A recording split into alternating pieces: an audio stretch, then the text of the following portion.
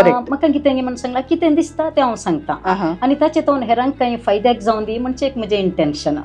ती भुरगीं इगर्जेच्या कंपाऊंडा भितर आसतात तितली सुरक्षीत भुरगीं खंय गेल्यार आसनात संजेचे येतात ती बसतात तांकां कितें काम आसा ती करतात केवळ एक देवस्थान मात्र नाही देवस्थान आसा सांगत आसा धार्मिक असो सांगत आसा थंयसर एक डोमेस्टीक वायलन्स म्हणटा protection of women from domestic violence म्हणून व्हेरी इम्पॉर्टंट आतांच्या काळात आतांच्या समाजाक सरी समान जावन जावन सो कानून वो जावन आसा